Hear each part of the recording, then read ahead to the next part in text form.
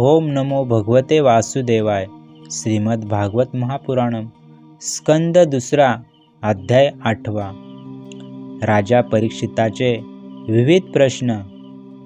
राजा म्हणाला, भगवन, आपण वेदवेत्त्यांमध्ये श्रेष्ठ आहात. जेव्हा ब्रह्मदेवांनी नारदांना निर्गुण भगवंतांच्या गुणांचे वर्णन करण्याची आज्ञा केली, तेव्हा देवतुल्य नारदांनी कोणाकोणाला कोणकोणत्या रूपाने उपदेश केला. कारण अचिंत्य शक्तीचे आश्रय असणाऱ्या भगवंतांच्या कथाच लोकांना परम मंगल करणाऱ्या आहेत. म्हणून त्या मी आपणाकडून जाणून घेऊ इच्छितो. अहो महाभाग, आपण मला असा उपदेश करा की ज्या योगे मी माझ्या आसक्तीरहित मनाला सर्वात्मा भगवान श्रीकृष्णांमध्ये तन्मय करून माझे शरीर सोडू शकेन. जे लोक श्रद्धेने त्यांच्या लीलांचे नित्य श्रवण आणि कथन करतात, त्यांच्या हृदयात लवकरच भगवंत प्रगट होतात. श्रीकृष्ण कानांच्या छिद्रातून आपल्या भक्तांच्या भावमय हृदय कमलावर जाऊन बसतात आणि जसा शरद ऋतू पाण्याचा गढूळपणा नाहीसा करतो, त्याप्रमाणे भक्तांच्या मनातील दोष नाहीसे करतात. राग द्वेषादी क्लेशांपासून मुक्त होऊन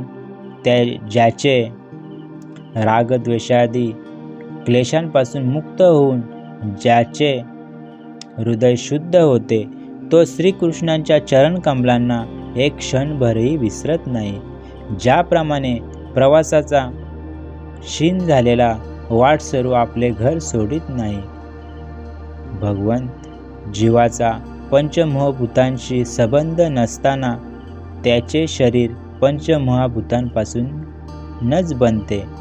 हे आपोआप होते की अन्य काही कारणांमुळे? आपण या गोष्टीचे मर्म जाणत आहात. आपण सांगितलेत की भगवंताच्या नाभीतून जे कमल प्रगट झाले, त्यातून सृष्टीची रचना झाली. हा जीव आपल्या मर्यादित अवयवांनी जसा परिच्छिन्न आहे, तसेच आपण परमात्म्याचे सुद्धा मर्यादित अवयवांनी परिच्छिन्न असल्याप्रमाणे वर्णन केले. हे कसे? ज्यांच्या कृपेने सर्व भूतमय ब्रह्मदेव सृष्टी निर्माण करतात, ज्यांच्या नाभी कमलापासून उत्पन्न होऊनही ज्यांच्या कृपेने ते त्यांच्या रूपाचे दर्शन करू शकले होते, ते भगवंत सृष्टीची स्थिती, उत्पत्ती आणि प्रलयाला कारण आहेत. सर्वांतर्यामी आणि मायेचे स्वामी परमपुरुष परमात्मा आपल्या मायेचा त्याग करून कोठे व कोणत्या रूपात शयन करतात. पहिल्यांदा आपण सांगितले होते की विराट पुरुषाच्या अंगापासून लोक आणि लोकपालांची रचना झाली होती, आणि नंतर हेही सांगितले की लोक आणि लोकपालांच्या रूपात त्यांच्या अंगांची कल्पना झाली. या दोन्ही गोष्टीचे तात्पर्य काय? महाकल्प आणि त्यांच्या अंतर्गत अवांतर कल्प किती आहेत? भूत, भविष्य आणि वर्तमान काळाचे अनुमान कोणत्या प्रकारे केले जाते? स्थूल देहाभिमानी जीवांचे आयुष्य सुद्धा ठरलेले आहे काय? अहो ब्राह्मण श्रेष्ठ, काळाची सूक्ष्म गती चुटकी इत्यादी आणि स्थूल गती वर्ष इत्यादी कोणत्या प्रकारे जाणली जाते? विविध कर्मांमुळे जीवांच्या किती आणि कशा गती होतात?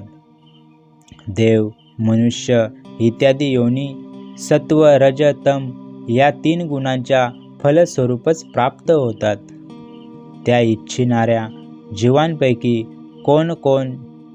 कोणकोणत्या योनी प्राप्त करून घेण्यासाठी कोणकोणत्या प्रकारची कर्मे करतात? पृथ्वी, पाताल, दिशा, आकाश, ग्रह, नक्षत्र, पर्वत, नदी, समुद्र, द्वीप आणि त्यात राहणाऱ्या जीवांची उत्पत्ती कशी होते? ब्रह्मांडाची आतील आणि बाहेरील दोन्ही प्रकारची परिमाणे सांगा. त्याचबरोबर महापुरुषांची चरित्रे, वर्णाश्रमांचे भेद आणि त्यांच्या धर्माचे निरूपण करा. युगांचे भेद, त्यांची परिमाणे, त्यांचे वेगवेगळे धर्म, तसेच भगवंतांच्या विभिन्न अवतारांची परम आश्रयमय चरित्रे सुद्धा सांगा. मनुष्यांचे साधारण आणि विशेष धर्म कोणकोणते आहेत? भिन्न भिन्न व्यवसाय करणाऱ्या लोकांचे, राजर्षींचे आणि संकटात सापडलेल्या लोकांचेही धर्म सांगा. तत्वांची संख्या किती आहे? त्यांचे स्वरूप आणि लक्षणे कोणते? भगवंतांची आराधना आणि अध्यात्म योगाचा विधी कोणता आहे? योगेश्वरांना कोणकोणते ऐश्वर्य प्राप्त होते आणि अंती त्यांना कोणती गती मिळते? योग्यांचे लिंग शरीर कोणत्या प्रकारे भंग होते? वेद, उपवेद, धर्मशास्त्र, इतिहास आणि पुराणांचे स्वरूप आणि तात्पर्य काय आहे?